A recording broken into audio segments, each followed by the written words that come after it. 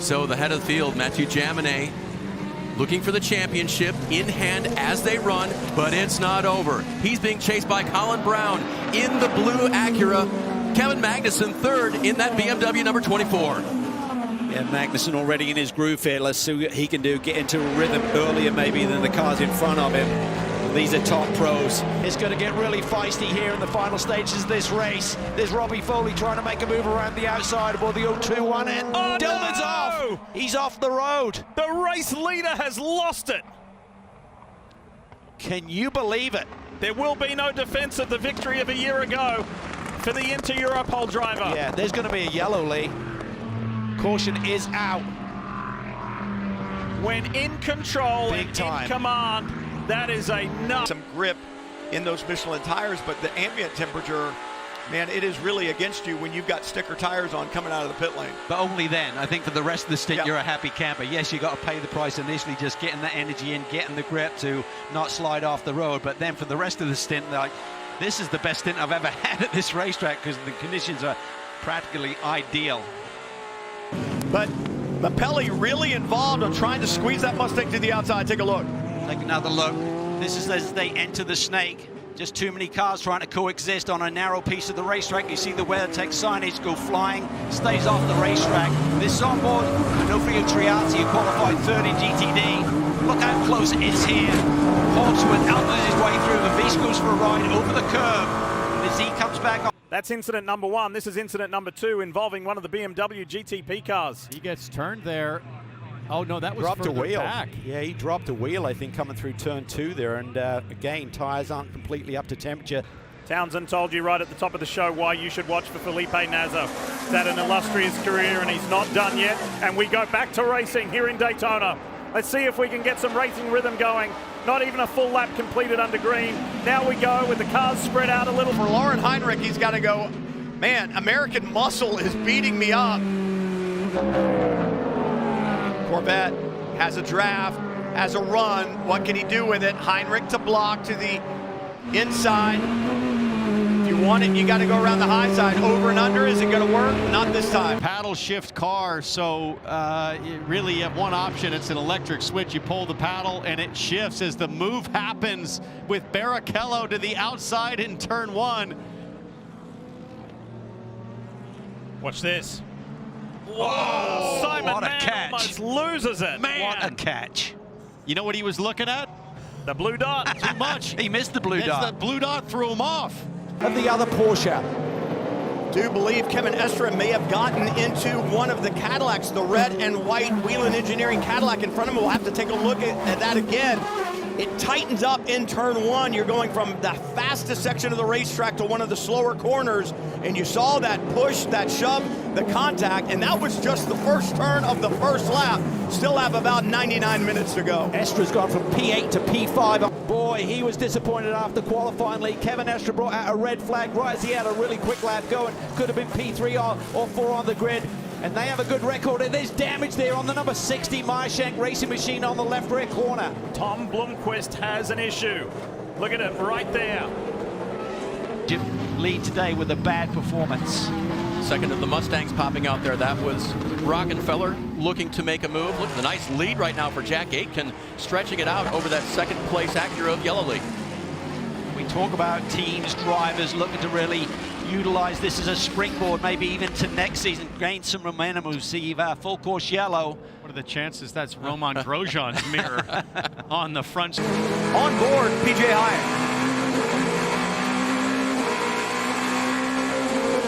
Oh, that was so close. Not sure there was a touch, but both of them fly off the road. That is a massive moment for our championship leader right there, the number 99 car.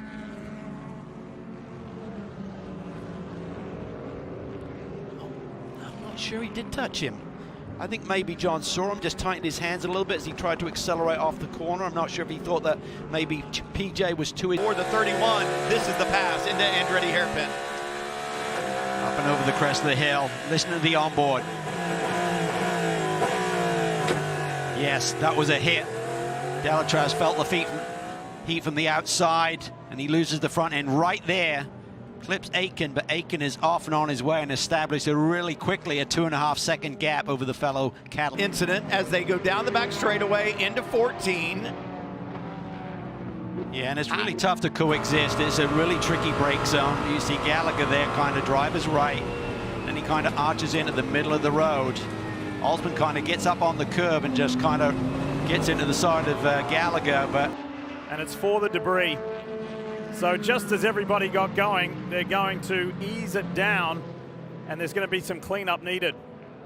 That was crazy. Watch this. Look to the left-hand side of your screen. Somebody's spinning early in the brake zone for turn 1. It's the 11 car, I believe, that got it wrong there in the brake zone. Remember, these Michelin tires not complete. He'll have to be a spectator for the next 8.5 minutes or so, and meanwhile, this continues.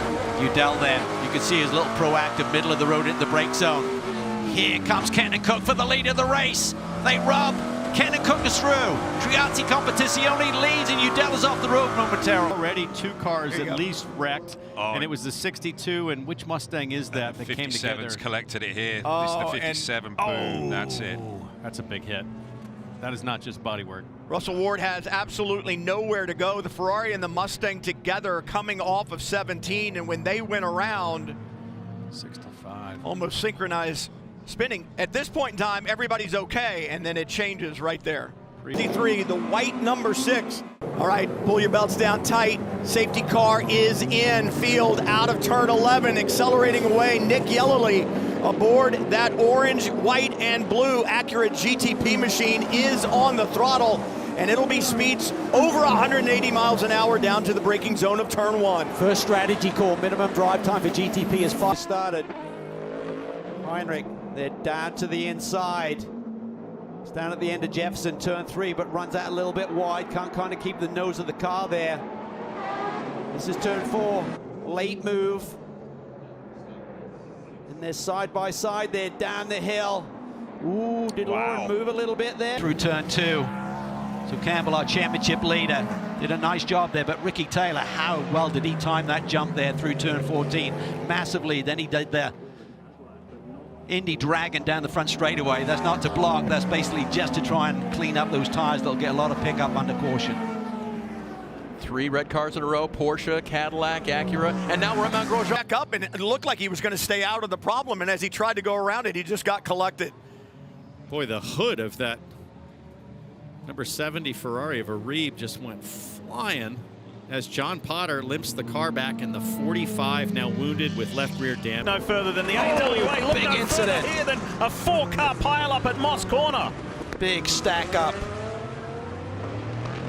George Kurtz, who was running in the top 3, was involved in that. Stephen Thomas gets by there. Brendan Aribe in the yellow Ferrari. And the orange. And Let's see. Yeah, he just pulls see off. smoke coming from the engine bay. What? It's almost like the rear end of Yeah. like some kind of diff issue maybe. Not the only problem. The 5 had an issue. I think that might just be a little bit of lock up there by Lauren Heinrich. He was on a charge bar and he was catching the leaders, and this is a team that has really kind of found their feet over the last 6 months or so. They haven't got the big results that they've been looking for, but the promise is there, the potential. Pull off to the side, said they're going yellow. Pit, pit, pit. Absolutely. Let's see if he plays that game. He needs pace from his teammate up front. There's a limit to what you can do. Costa has the work to do. He knows the championship leader is 2 cars in front of him. There you see him looking around in that white and blue Ferrari. Puts his nose down to the inside. To his flank sits Sebastian Prio. Goldberg comes around the outside there. Just not enough room there. There's also track limits that all of the drivers are aware of on the exit of turn 1, so it was a bold move by him on that qualifying run. Tires will immediately come up to temperature. New Michelin tires for this year. They get their energy a little bit quicker, giving these drivers a lot of confidence here on this opening lap. Look at that side by side. Renger van der Zanden trying to go around the outside of one of the BMWs. Elbows out on lap 1. contact on lap 1, and now the BMW gets pushed wide. This is fierce racing for the beginning of a 12-hour enduro, and that was Sheldon. In an argument over real estate, it started like this. Yeah, this is Lauren Heinrich aboard the 5 car, going hard at it there with Philip Eng. And this is the run down to turn 8. Heinrich has a run. He gets kind of halfway alongside. Philip elects to kind of block him there, try and get to the apex. There's contact. The BMW sent hard into that tire wall and the concrete. But their drought, their issues, that was so close there. Lucky he did that. That would have been a yard sale. There would have been carbon fiber and bodywork going everywhere from that BMW and the Porsche. Watch this. Hard in the mouth stuff.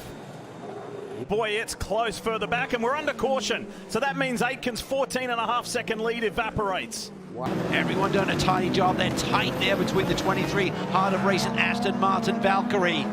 And he squeezes ahead there of Wittmann. That's Ross Gunn, the Brit behind the wheel currently.